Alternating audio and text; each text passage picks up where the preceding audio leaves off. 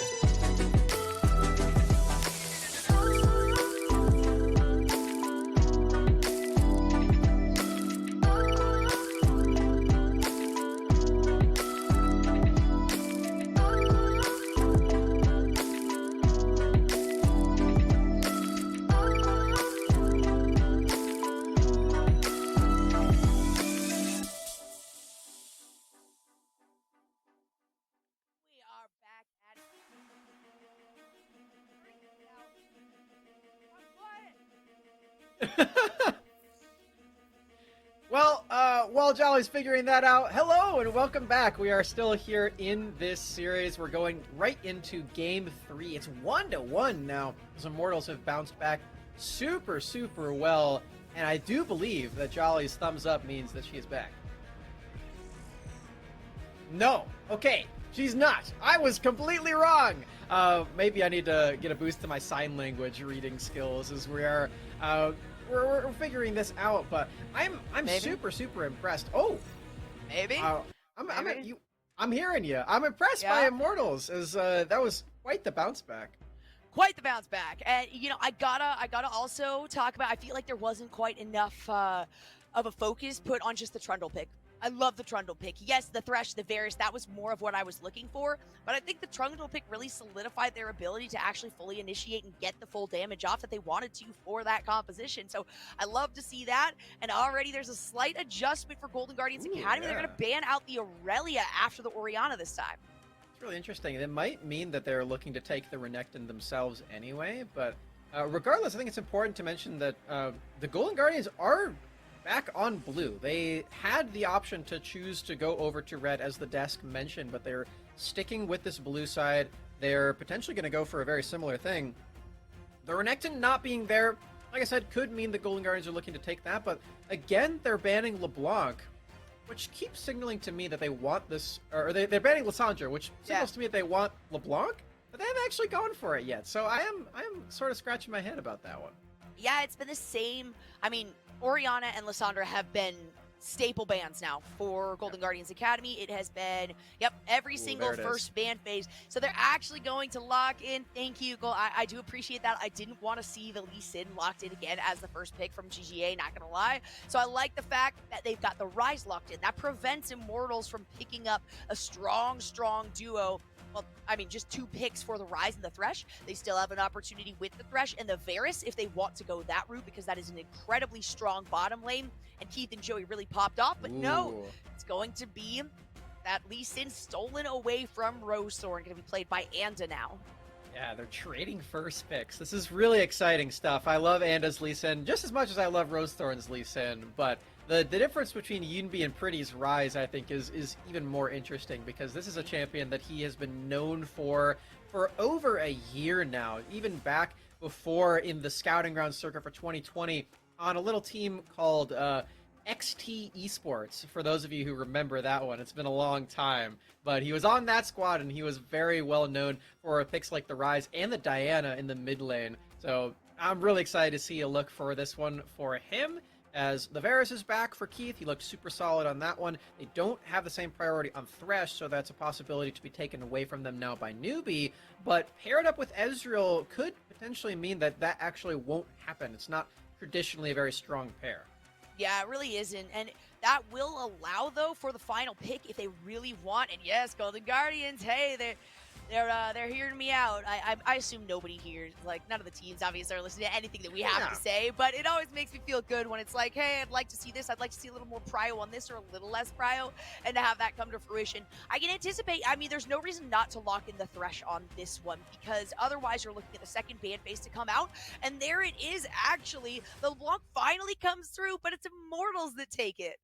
Wow, this is really interesting. I absolutely love Pretty's LeBlanc. He looked so good on it in their most recent series where they played it in games 2 and 3. So the fact that he's pulling it out again gives Immortals that same agency and that same power of just roaming around and helping out the side lane.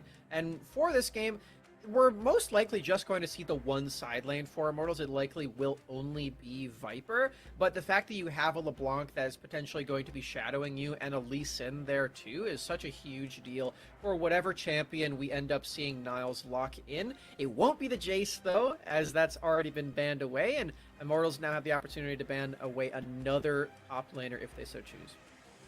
Jace once more. That has been a constant ban here for Immortals. The LeBlanc was actually the second one that they'd banned out there. Again, kind of anticipating the same thing that you and I have been with the Lissandra banned out, you know, the Orianna trying to maybe get the LeBlanc in there. but it's going to be the Gangplank. So Niles is not going to get the opportunity to take it on to this one. We saw the GP go through in the last pick fan face, and there it is. No Thresh available now for Joey. Nice middle ground from Golden Guardians. They remove that Renekton again from Viper alongside the Thresh. So just attacking the most likely suspects for both of the remaining roles for Immortals. But there is no support probably locked in for Golden Guardians. They could flex this Trundle around, but this is more likely to be that support as the Galio's has been locked in as a response to the Rakan, which is finally here for Joey. We're seeing these champions of the LeBlanc and the Rakan finally being locked in. It makes me, gut check myself, as I was expecting this to happen earlier in the series, but now that it is finally here, I'm pretty happy. Joey. I'm sick of it, guys. I'm sick of the Yumi hover. every time it's gonna be the Riven lock in. Going to Viper, big play. I think I saw in chat a little bit ago being like, is this still a thing? And yes, it is. Viper has taken it recently and is going to go through with it this time into the Camille. So I am very excited. I have not gotten the chance to cast a Riven in I can't even tell you how long, Smacks. Viper is the perfect guy to cast the Riven game, though, for the first time in a while. I'm so excited for this because it does fit in very well with that side lane strategy that I was mentioning before that Viper tends to go for when they do have Pretty on LeBlanc. And yes, Golden Guardians do have the Rise to potentially punish that with the global movement spell and the Galio too, but you have to imagine that this Riven's going to be so slippery to deal with. So I'm super excited to see one of our best Riven players in all of North America on his signature pick. And while he's not the one trick that he used to be, that doesn't mean that his Riven has gotten any worse. He's still just as good at it. Absolutely. My big concern for Immortals, just based on this comp, is frontline. They've got so much damage, so much initiation, but the front line is really going to be Viper. And that's not necessarily what you want. Yes, you've got a squirrely champion, you've got a really slippery champion in that Riven, but we'll have to see how much damage GGA can pump out onto this team. We are going to take one more very quick break so you guys don't have to listen to us chat for the next minute. Then we'll hop right back into game once again. Game number 3. It's currently tied between Golden Guardians Academy and Immortals Academy here on Proving Grounds.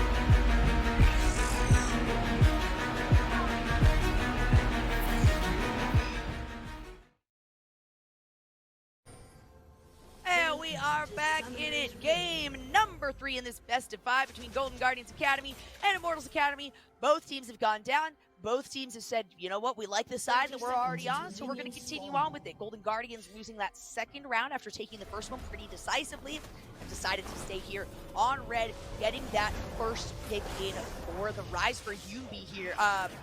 And it's an interesting matchup here in the mid lane, Smacks. We always have to think about Pretty's LeBlanc, which is, I mean, it's so fitting. Pretty has the prettiest LeBlanc plays that you could possibly see. So certainly something that you're going to have to watch out for. But based on the fact that Viper's up there on the Riven, such a pivotal champion that is going to really be that front line, like I said, for Immortals, I got to anticipate that Anda is going to be spending a lot of time up there towards the start of this game. And on the Lee Sin, going and helping out Viper on the Riven could be the name of the game. These two players have been ravaging top lanes throughout the entire year together, and their synergy finally being put to one last test in this top 4 for Proving Grounds this weekend.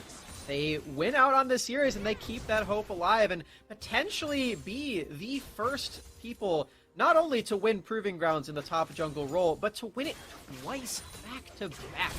So insane of them to be able to do, but they've got a long way ahead of them if they are going to accomplish that feat. Not only this series, but they win this one, they have to go against Team Liquid, and then 100 Thieves Academy, who are waiting for whichever person is lucky enough to get that far in the grand finals on Sunday.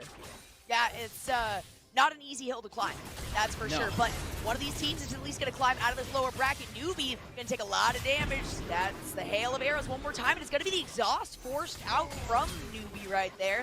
Likely a recall as well. Most of the damage going on to Joey. Ignite did come out as well, so consider that one on to Newbie. No kills, 2 summoners down. Conqueror for Prismal's Ezreal, putting in a lot of work at the back end of that trade as he's able to arcane shift forward and get a few more auto attacks off. So they get some favorable trades afterward. You can see that the potions have already been mostly used from Keith. He only has the 1 left, whereas Prismal's still holding on to all of them. Just now pops 1, so lots of sustain there. Flash in mid, though. It is a flash forward. It's going to be another flash. Yumbi was the first one. Pretty throws it out, and Anda actually. So that was 3 flashes that went down. Anda was the first one that we didn't even see. Beautiful pillar coming from Rosethorn. Awesome stuff. And I mean, for Anda, the flash is more to survive. For Pretty, the flash is more to stay in the lane, because he still has that passive. He likely would have been able to survive all of that damage from the Trundle, even with the pillar there, but he wants to be able to stay in the lane and get all these minions. Nice trade from Newbie. What a dodge. Nice little pop-up. It's Joey who goes back in with the battle dance. Takes several more autos there from Prismal. Prismal's relatively low on mana, though, so we'll likely have to go back right here, or relatively soon, as the pressure has kind of evened out here. The ping's now coming out as well from Golden Guardians Academy, recognizing Anda is on the bottom side for that scuttle. Likely going to throw down some aggressive vision, has picked up that one, and yep, there you go. Anda, big proprietor of going in, try to get some vision down and potentially getting a little bit of a pinch here. Does look like Joey's too low to consider going for a dive, but they have all this pressure on bottom lane that Anda is completely free to go for this invade. Taking the small ones is a slight risk, as we're seeing newbies coming to, bully him out just slightly. Maybe even steal some of them. He gets the small ones if he decides to punch them. Oh no, that's not going to kill them. You gotta go back and do that, but decides not to. I give one over to Prismal there, at least a little gold. Probably save the rest for your jungle, but Ando says, all right, fine, I don't need Krugs, I'll just take your Raptors, jeez. Camps now for Anda. Move out of the clutches of Rosethorn, who's just been clearing up his own camps this whole time. Wow, so much pressure again from Joey on these early roams from Rakan, and Yunbi has to play super defensively until they decide to go away. And Anda and Joey continuing to play together. They want to pressure on the bot side. Prismal is stuck around for a very long time and could potentially be punished as he uses Arcane Shift into the alcove. A very long cooldown if they can catch him. Might be able to. You've got the they pinch got coming through as Joey comes around the other side. The pings are out as well. We're not seeing what's going down there, though. It looks like that was going to be a grand entrance and force the flash out of Prismal right there. You mentioned how long that arcane shift is. That meant that he wasn't going to be able to use that to survive. Prismal going into the alcove. Didn't think that he was spotted, but there's a ward you can see in the far brush from Immortals Academy's bottom lane. Really nicely done there. And yeah, Prismal all of a sudden not very safe at all. This cleanse is used specifically so that you don't get killed by Chains of Corruption. So he has that as soon as Keith hits level 6, so he can avoid this, but there's no flash there. You have to rely very heavily on Arcane Shift, and you can't go for forward-facing trades anymore that we've been seeing from Golden Guardians to keep Prismal afloat in this very difficult lane. Dragon started, though, by Golden Guardians. Joey pokes in a little bit, but that's a lot of damage already coming out. Rosethorn on this Trundle is going to be able to deal a lot very quickly, and the life of this first one will be a Cloud Drake. Finds the smite. It's quite a bit of health back from that one. And that's a good start now for Golden Guardians. Very, very even, though. This is not the bloodbath we were kind of seeing towards the beginning of this series. It's 1-1. This tiebreaker is at least going to favor one of these teams by putting them into match point, needing only one more after that. So a lot more trepidation moving forward with both of these teams here, which is to be expected. Is. He's trying to execute. I think he gets to do it. But the ward gets gifted over. Oh my god, that's not an execute! No way! To Rosethorn! Oh no! How did he do that? I didn't actually see how he got damage on before, but that's disaster for Anda. Oh no! As we were mentioning how even this game was, not a lot of action happening at all, but now all of a sudden Rosethorn is about a level and a half above, just hits level 6 at 7 minutes, and is only level 4. With pings coming towards the top side, now there's been a lot of pressure here from Vipers. We see Rosethorn navigating up there to try to help out Niles here. The pressure is so far beyond in the bottom side. There's not much that can be done, but it's going to be the Hextech Ultimatum coming out onto Viper. The ultimate as well, Subjugate, coming from Rosethorn, who's going to just walk away from that and say, hey, Niles, you clean it up. And another kill going over to Golden Guardians. Let's actually see where Rosethorn gets A the pillar? damage. Yeah, Oh, it's a pillar. yeah. It has to, I mean, that's what I was gonna say. It's got to be the pillar there. But I mean, Andy, you got to know that's not nearly enough time to have the execute come through. I mean, maybe he just didn't have enough time regardless, but at the same time, wondering how he even got into that situation to begin with, where he feels the need to go for the execute. Is now he is being bullied out again, still level 5. Subjugate isn't available, but just more stats over to Rosethorn. Can use all of those to push Anda away as long as his laners come, but it looks like Niles is very keen on going right now. Maybe he's teleporting in, maybe this is the angle?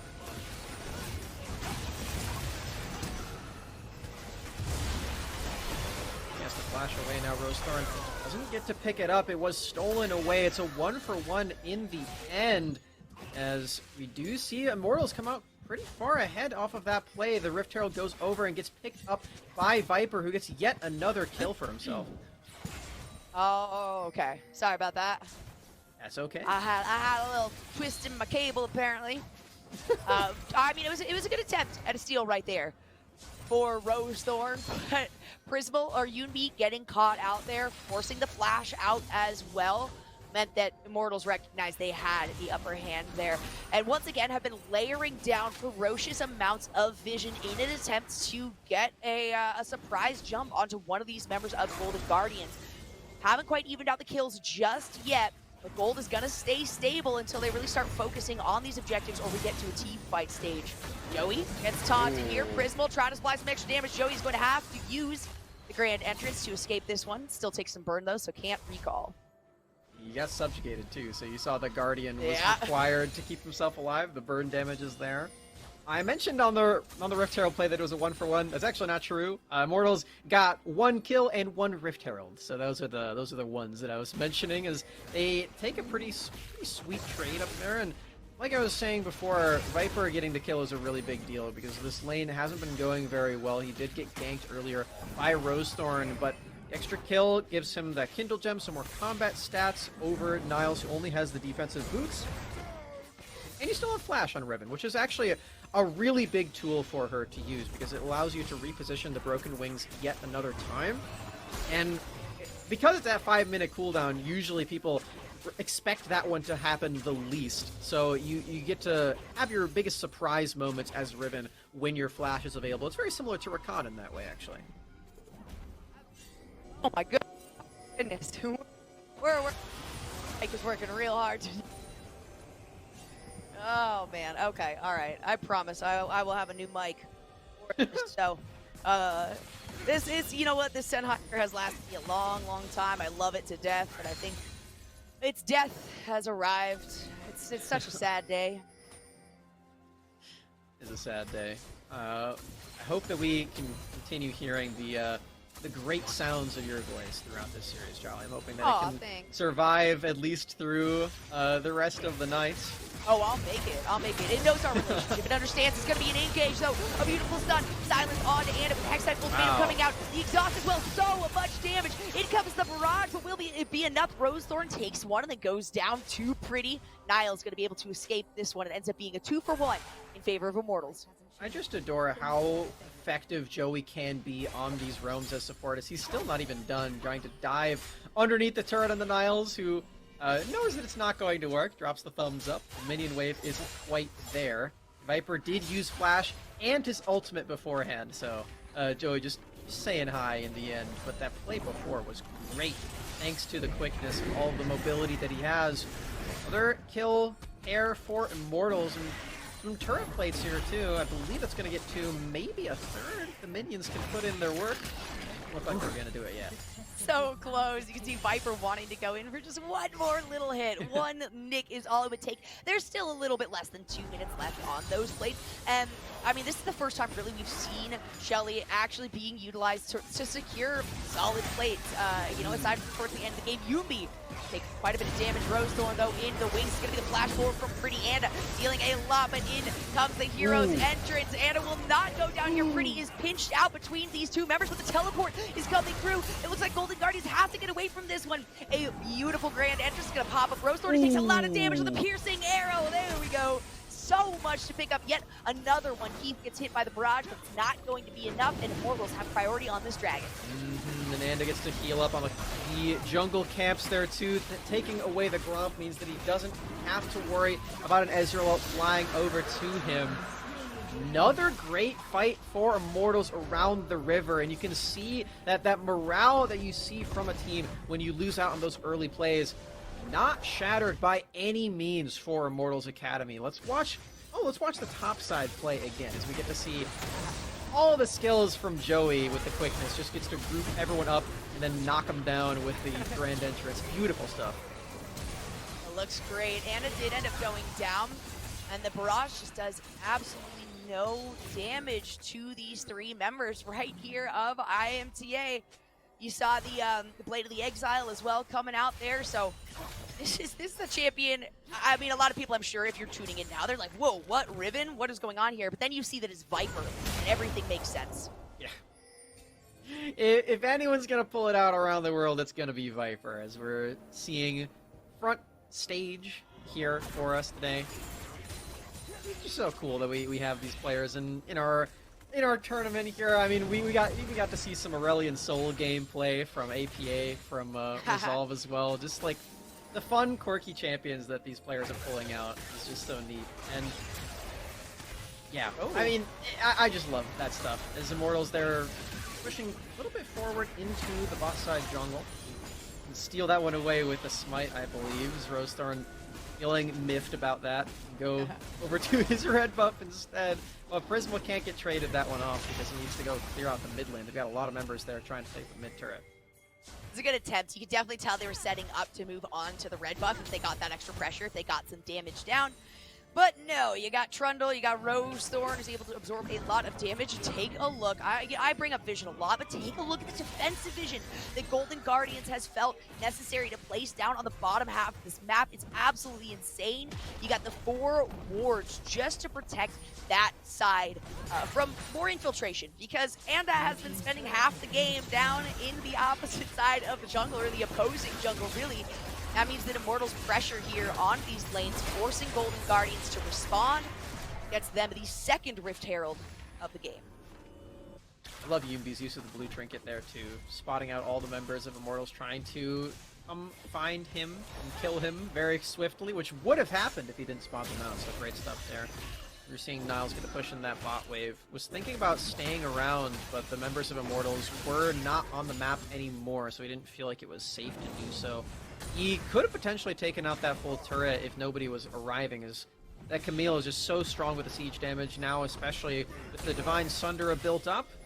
We're going to have to see if he can get that turret taken eventually, but you worry about whether or not Viper is going to be there to respond. Niles does have the Ignite this time around. He didn't take it in Game 2 on the same champion, but wants to have some kill threat this time.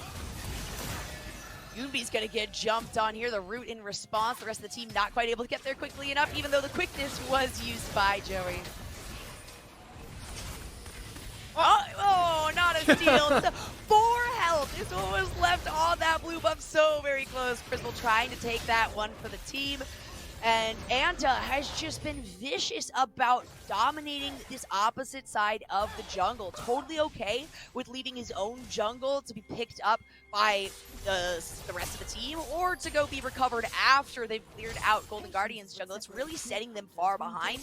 However, since we've had so much invade, so much initiation from both of these junglers, it hasn't really set Anta far ahead just yet. The big lead right now is coming from bot. Utah Miss Ferris is super strong as he sees that change of corruption, but the fight can still continue. Rosethorn's going to be the jump. Teleport coming in. Keith taking a lot of damage. The hook shot goes over the wall. It's going to be a big shutdown. Hextech ultimatum out of the backside on Pretty and a beautiful Heroes entrance. Yoonbi going to find the one. Viper trying to come through, realizing there are 5 members. You cannot take them down there. Golden Guardians finding themselves a successful fight. Beautiful team fight from Niles. I love the patience that he had with the hook shot, waiting for Keith to potentially use that flash, and once he does, he knows he can find that pinpoint precision and take him out swiftly with that Sheen proc of the Divine Sunderer. And we're seeing now the first time that the Camille Galio ultimates have been used together. They finally are at 17 minutes, and they get to pop Pretty, who's on this LeBlanc, who's a very slippery champion. But when you've got Camille Galio, there's no way you can get out of this. And this is something that I think has been true for Golden Guardians in the entire series so far. They draft these tools that they know work very well together, like that Ziggs that we saw the siege damage come through, but they don't necessarily use it early to wait for their moment.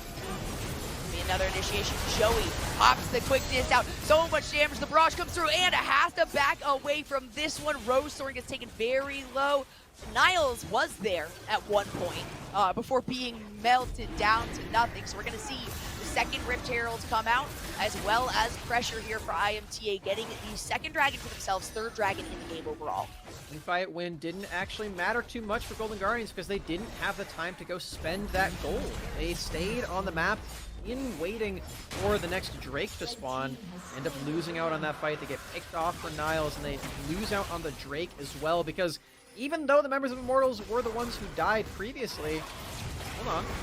Oh no. Oh no, that's a lot of damage on Rosethorn, wow. but oh my goodness, Prismal able to take out Joey there. Prismal does manage to back out, so it ends up being a 1-for-1 Rosethorn for Joey. Not expect Joey to get taken out that fast as Khan. Niles. Oh, Viper jumping in, Blade of the Exile does come out of the Hextech ultimatum though, so Niles will manage to take down Viper, but immediately gets melted in response. Another tower, Newbie will be jumped on, Anna following up on the Sonic Wave, a good piercing arrow as well, gonna provide a lot of damage, but that's where the fight disconnects, as Newbie is safe in base. Crazy damage coming out of this Camille again for Niles. He gets that 1-for-1 onto Viper. Another play though for Immortals nets them a turret in the bottom lane, and we already mentioned just how much gold these outer turrets, or inner turrets rather, are giving to you now that they are buffed. 600 local gold. Nothing to scoff at. We're seeing that gold lead remain for Immortals. They've got 2K in the lead, and they've still got the Drake stack going too. They're on their way halfway toward that Infernal Soul. More damage for a champion like LeBlanc is always going to be good. Absolutely. And, you know, we've got so much pressure as well through Anta here that it really has been reactionary play coming from Golden Guardians for a lot of this, which is very unfortunate for them as a team. Rosethorn wants to try to get the jump on people, but instead has to continuously respond to Anta navigating in. There is a lot of mobility on both sides of the teams here, though. You got to consider that Pretty can get in and out no problem. Anda also has that ability. Even the broken wings on Viper, they're not including Joey with the battle dance, with the grand entrance. Chains will land. It's 1.5 seconds. That's all it takes to get the root. And Pretty will pick up another kill here in, once again, the opposing team's jungle. LeBlanc and Rakan just have such a massive threat range that you have to be so careful. Even if you're taking out a single ward in your own jungle, you're going to get double distortioned by Pretty, and then Joey gets to use the LeBlanc as a springboard to get the quickness off as well. As shown here, that's not going to get any easier for Golden Guardians as the game goes on. They have to keep that at the back of their mind the entire game. And even if Joey doesn't have access to the quickness, you still have to worry about Pretty's mobility and use of that double distortion to get just about anywhere. You have more pick threat that isn't just the quickness. You can even send Anda over there. He can also use Pretty as a springboard with that safeguard. So you got to be super, super careful as Golden Guardians keep progressing through this game. They've got their scaling on their squad. Isn't quite all there yet. We're still waiting for a second item for Yoonbi as they are trying to avoid getting picked off. They need to get to that point so they can start this team fight phase that they're really looking to do. Immortals clearing out now the top side of Golden Guardians jungle. Really not, I mean, it's tough here. Not anyone can fully make a move. I talked about the fact that there's not a ton of frontline on the side of Immortals. It doesn't matter. The damage burst is what they're going for. Pretty is going to re-engage onto this one. Newbie taking a lot of damage. Has to flash out of this one. Joey takes quite a bit from Prismal though, and Anna is now taking tower shots. It'll be a shutdown in favor of Prismal, sitting at 2-0-2, and that is going to send the rest of Immortals scurrying back to base. Another 1-for-1. This game is so scrappy, but again, Immortals are fully committing to this top side of the map. It allows Niles more free time where he doesn't have to deal with this Riven counterpick of Viper. He's able to just push in the wave, get as many minions as he feels necessary. And again, they still have that tool of the Camille ultimate on top of the Galio ultimate, or the other way around, I should say. Usually you're Camille ulting first. And I feel like once that tool feels comfortable enough for Golden Guardians, it's going to be the same thing that I just mentioned for you have to be careful about Pretty's LeBlanc. You got to be careful about Niles Camille. And now that he has these two items, we could very well start to see Golden Guardians use that tool in conjunction.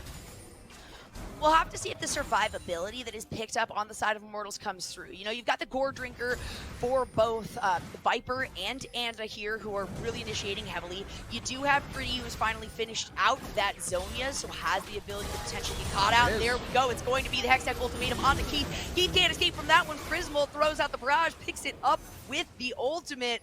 Golden Guardians find themselves a little bit more very, very quickly, stalling out this gold lead, if anything, evening that up and out.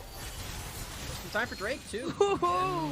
Another huge chunk. You're seeing that the scaling is starting to come online. Prismal does have those two items. Hill's getting some fancy footwork there, dashing in just to maybe get a sucker punch in onto Joey's Rakan as Golden Guardians now stack up with this Drake. He'll be uncontested. Uncontested, and a good thing for them. That would have been Soul Point going over to Immortals in the second Infernal Drake, but very, very quickly they're able to absorb this. The chomp coming from Rosethorn is huge on these objectives. It should give them a little bit of priority on those. We got a disconnect. We're good. Okay, we're fine. And it's just psyching us out. That's all that's going on. Back to just about a 2k gold lead, which is really completely negligible. You know, at this point, it's not enough to set back some really major items. You already have the first two items really picked up for the most part for both, actually, yes, across the board for all these players. Not considering support, since it takes a little while to get the gold and the experience here. Pretty might have to escape from this one, though, but very, very easy to do that when you've got a LeBlanc, when you've got a distortion available. Gotta watch Newbie's ult down. As soon as that one's up, somebody is sure to be killed. A ton of damage onto Prismal, though. Chains of Corruption are huge there for Keith. Get to take this full turret for Immortals. No ultimates still for Newbie means they don't feel as confident as they possibly could be to go for any plays. But they don't really need to, as Yoonbi is still pushing in that side lane. I really love the way the Golden Guardians have continuously set up somebody inside just to pressure somewhere while the teamfight's happening. There is the quickness. Battle Dance has to be used to get out of that one. Hextech Ultimatum, as well as the taunt onto Viper, who gets rooted immediately after Niles runs away from this fight. And has to jump in, try to support the rest of the team. Joey's too dang low. Pretty on the backside. A beautiful jump away right there to escape Newbie, but a double kill for Rosethorn. That will be the end of his life. Keith gets hit by the barrage. A nice stopwatch there. Prismal just has to throw out the Q, and it's going to be a responding kill right there. Anda, so close to dying, manages to get the smite down, though, and a triple kill for the jungler of Immortals, and an ace as well for the red side team. The margins of health in that team fight were so ridiculous, Jolly. Every single member at some point had a blinking HP bar. And Immortal just won that by the skin of their teeth. Let's watch this one again as Niles tries to go fancy with it onto Keith. Keep in mind, there is no Galio ultimate for this teamfight. They did not wait long enough for that to be available. So Newbie is playing without that full ability. They're not playing with that full strength.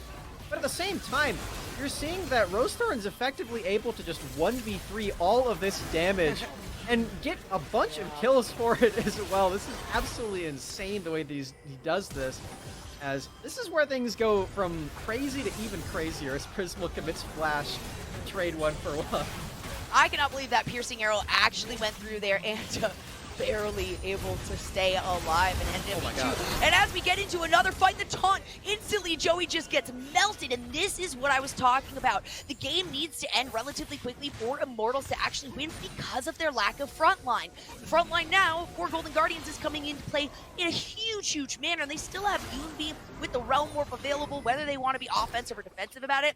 And Prismal just got taken down for the first time in that last fight, but already these ultimates are coming into play in a huge manner, not just pressuring these waves, but putting a lot of damage down onto both Keith and Joey. And now that Keith doesn't have that stopwatch available, you have to imagine that he is going to die very soon. I'm sure he knows this as well. As soon as Niles is anywhere near him, there's really not a lot of counterplay that Immortals can use to make sure that he stays alive.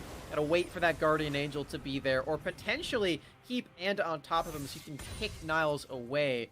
Very difficult to do either of those two things right now, unless you wait for the time to eventually come, but imagine that Keith is under fire very shortly whenever Niles feels the time is right. He's backing away from that bottom lane in preparation for a potential full-man gank from Immortals, and I think this is really wise of him to do. That he would have been the play if he stayed around.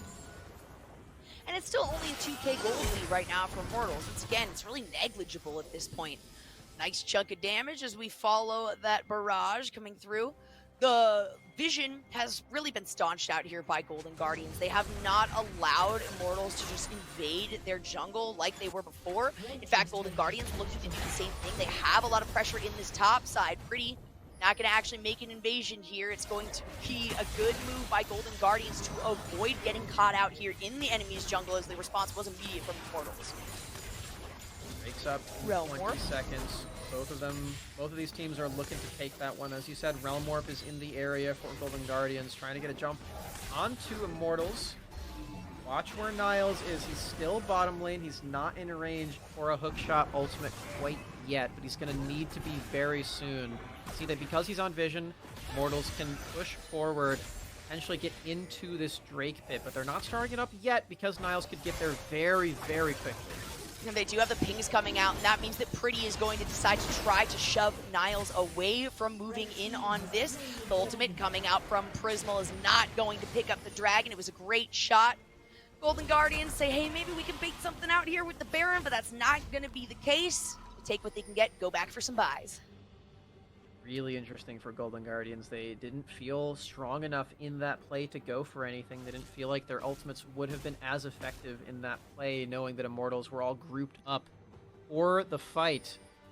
That doesn't mean very good things for Golden Guardians if they aren't confident to go for that Camille Galio ultimate play that we've seen many times throughout League of Legends history, really. These two champions have been a crucial pair ever since that rework for Galio came out. We're waiting to see if Golden Guardians are going to do it onto Keith. He still doesn't have that Guardian Angel, so I'm feeling like it's still coming soon, but Niles is going to have to prove me right. It honestly, at this point, you know, you're looking at just over a 1k difference. Really nothing to talk about there. The Dragon's very close. Immortals just picking up that one. These towers, the exact same. Niles trying to go in. It's going to be Keith with the Hextech Ultimatum. The shutdown thanks to the ultimate there from Ezreal. Newbie going in, gets a beautiful charm as well, and it's going to be Immortals on the run. It's a double kill. Gets handed over to Prismal. Pretty try to get the chains. They're not going to log on to Rose. Source will flash away. Is going to be necessary right there. Just look at that, Jolly. The Camille Galio ultimate finally arrived and Keith is dead. They're going for a turret dive now.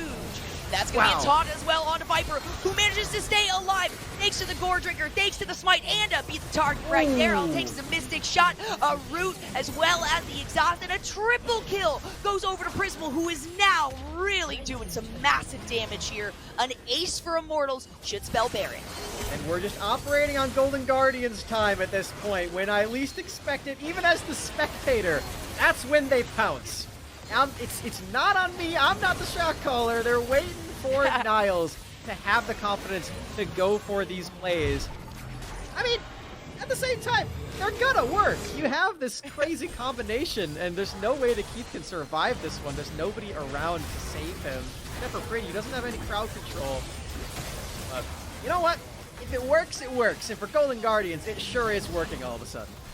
And we can see right there just how effective this big front line is for Golden Guardians. That entire time, Prismal was just able to sit back, pop off Mystic shots, the shift still available if necessary, and then deal a decent amount of damage to this tower too. So having that solid front line to really take the aggression away from Prismal has come in handy for this team. They're going to continue to try to focus that, or force that front line to get these initiations under tower. It allows more pressure for the lanes, and it just continues to feed up Prismal, who's sitting at 9-1-3 right now. So you remember how I said that Keith was going to get a Guardian Angel? That is a Zonia's Hourglass. He does not want to have to wait every 5 minutes to survive. He knows that it's going to be more frequent than that, so goes for the full stasis. Ooh. And it goes to Viper, though. Looks like Immortal trying to disconnect from this one. I mean, Broken Wings trying to get something in there. The barrage comes out, though, from Prismal. A lot of pressure now as they only have the cannon minion to absorb the damage, but it doesn't matter because, again, they've got this front line in Rosethorn who's able to just soak up the tower and allow them to get some more pressure on the bottom side of the lane. And now we're looking at 6 towers to 4. Just a couple of minutes ago, it was even at 4-4. Golden Guardians finding a successful fight and taking the Baron. It's going to continue to be Immortals just having to defend their base until this buff runs out. Golden Guardians are clearly not quite done with this siege yet, as they did commit Niles' teleport to this. They have a redemption healing up everybody, including the minions. A nice interaction there. They got this Chains of Corruption now they have to deal with. Pretty on the side. Viper pulls out the Blade of Exile, and oh my goodness, Hextech ultimatum onto the backside, but you're not going to be able to get out of that one, Niles. Out comes the ultimate from Prismal, but it's too little, too late. Immortals defend their base vehemently and get a couple kills while doing so. Nice inhibitor turret take by Golden Guardians, but this is the team fight strength that we're expecting from Viper. He did use that flash, and that's how deadly a Riven can possibly be if you get that great engage off onto. Frontline, backline, doesn't matter. Riven has so much crowd control and mobility that you can just rip through anybody. I think this is Prismal trying to play bodyguard on this Drake that's spawning very, very soon. Take another look at that one. Just watch the burst damage. Pretty Crazy. comes in, lands directly onto Rosethorn there. And by the time the Hextech ultimatum is actually popped, you have the realization Niles is going, oh no, that maybe was not the right play here. And Infernal Soul maybe going over to Immortals unless it can be taken with Prismal's ultimate so very close, but the smite is going to take it first. Anda secures that soul, and it's a big one here for the Immortals composition. It really is. Golden Guardians, it feels like they committed very heavily to try to take an inhibitor, or at least an inhibitor turret, not acknowledging that that Drake Soul was going to come up very, very soon. You could feel the confidence seething through them. They were pushing forward for more and more and more, and couldn't quite get it. It doesn't feel like they're quite acknowledging just how pivotal the combination of ultimates really is for this team. They do need to use those in succession to be as powerful as we've seen them be throughout this game. Checking out the cooldown on that barrage. You can literally just watch it tick second by second. It was just used. Got a chunk off Keith, already halfway back up. So a lot of additional pressure coming through from Prismal thanks to that. And also thanks to the fact that he's sitting at 9-1-3. But Immortals are not out of this yet. The gold has finally swapped over. The majority of this game, Immortals sitting at just a couple thousand above. And now Golden Guardians, thanks to the pressure they've gotten, the 3 additional towers, as well as that Baron, while it was not the most efficient Baron, especially thanks to Immortals finding a really successful fight towards the bottom side and knocking out 3 of those members, it still allowed them to at least break that gold lead that Immortals has been holding this whole time and give a little bit more favor over to Golden Guardians in positioning and overall map. Typically speaking, with the first Baron that you take, you're looking to break open an inhibitor, and with the second one, you're looking to take the Nexus. If you're talking in terms of realistic expectations in a game that's close like this one is, Golden Guardians didn't quite manage to do that earlier. They did take an inhibitor turret, but it's not quite the same. They don't get that same map pressure that a Super Minion Wave would provide to them. They get to a lot of damage, though, as we can see the Prismal True Shot Barrage still hurting now with that full build completed, as you said before.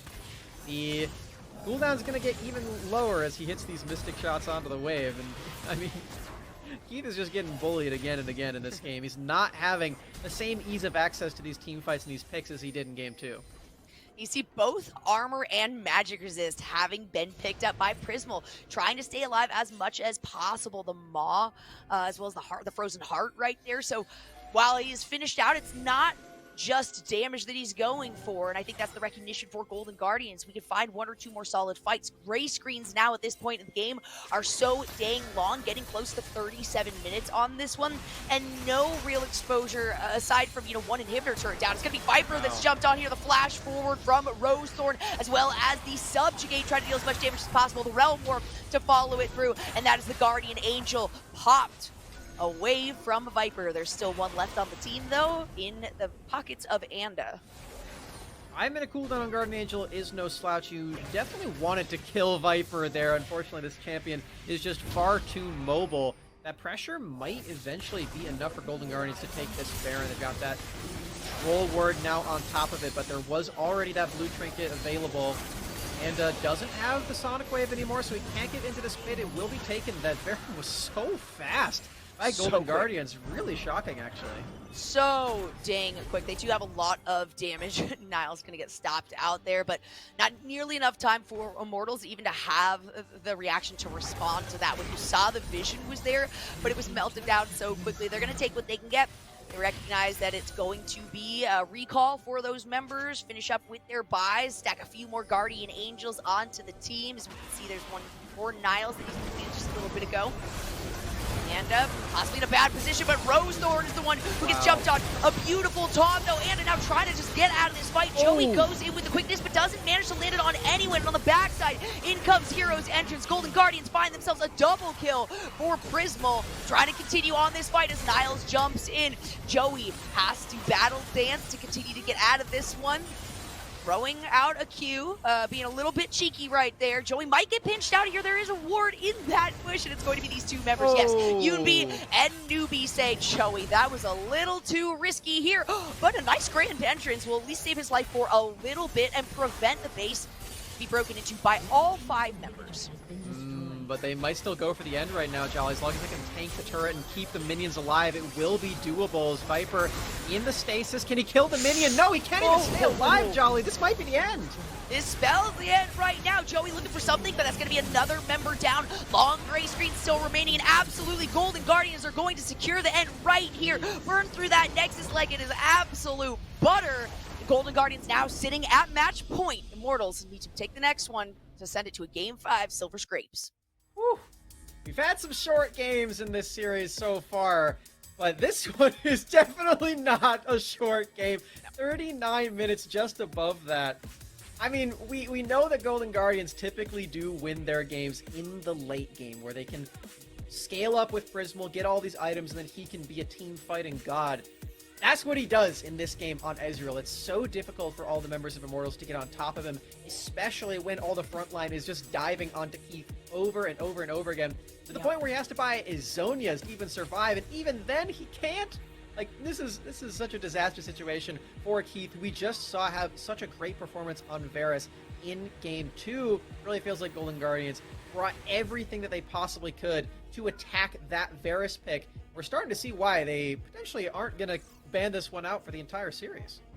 Yeah, you gotta say, though, that Keith was doing a lot of damage. Rakan got caught out a lot, and to be honest, I keep coming back to the fact that there really wasn't much of a front line available here for Immortals in general, and when they had the lead, they weren't really capable of doing much with it. Yes, it was small, but they should have had, at least they had really, really early vision control, they had a lot of early pressure, Anda was clearing out the entirety of the jungle away from Golden Guardians, and still, it got to the late game, and all it took was Prismal popping off continuously, and the team having this front line so that Prismal didn't have to actually get caught out in the middle of the fight. Flash is occasionally used after the shift, but it was too far gone at that point. You've got the barrages coming out every like 25 seconds and so much damage to come through. So I would like to see Immortals in this next one. I like the aggression. I like the amount of damage that they had, but a little bit more frontline to allow some survivability for the backside of these fights would be excellent to see. We'll have to see what they go with, though. We're going to take a very quick break. When we come back, it is once again heading over to those handsome analysts, or hosts and analysts on the desk. So don't go anywhere. We will be back with game number 4 between Golden Guardians Academy and Immortals Academy.